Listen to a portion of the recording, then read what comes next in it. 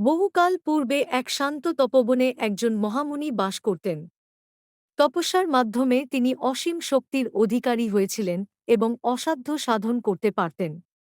একদিন তিনি স্নান শেষে জপ করছিলেন, ঠিক তখনই একটি ছোট ইঁদুরছানা এসে পড়ল তাঁর হাতে। মহামুনি পরম স্নেহে তাকে কুটিরে রেখে আদর করে লালন পালন করতে লাগলেন। একদিন একটি বিড়াল ইঁদুরছানাটিকে তাড়া করলে সে দৌড়ে এসে মুনির পায়ের কাছে আশ্রয় নেয়। মহামুনি তার প্রাণরক্ষার জন্য ইঁদুরছানাটিকে নিজের শক্তি দিয়ে একটি বিড়ালে রূপান্তরিত করে দেন। কিছুদিন পর বিড়ালটি মুনিকে বলল, প্রভু, আমি বাইরে গেলেই কুকুররা আমাকে তাড়া করে। আপনি আমাকে কুকুরে পরিণত করে দিন। মহামুনি স্নেহবশত তাকে একটি কুকুরে রূপান্তরিত করলেন। এরপরও কুকুরটির ভয় গেল না।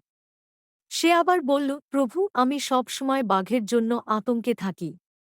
যদি আপনি আমায় বাঘে রূপান্তরিত করেন, তবে আর কেউ আমার ক্ষতি করতে পারবে না। মহামুনি তাকে বাঘে রূপান্তরিত করলেন।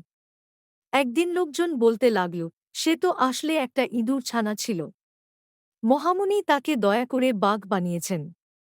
এই কথা শুনে বাঘরূপী ইঁদুরটি নিজেকে অপমানিত বোধ করল এবং ভাবল, যতদিন মুনি জীবিত থাকবেন, ততদিন তার এই বদনাম যাবে না।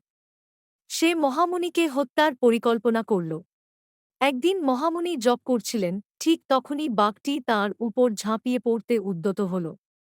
কিন্তু মুনি মন্ত্র বলে সব জেনে চোখ মেললেন এবং বললেন, তুই আবার আগের অবস্থায় ফিরে যা। মুহূর্তের মধ্যেই বাঘটি আবার ইঁদুরছানায় পরিণত হল।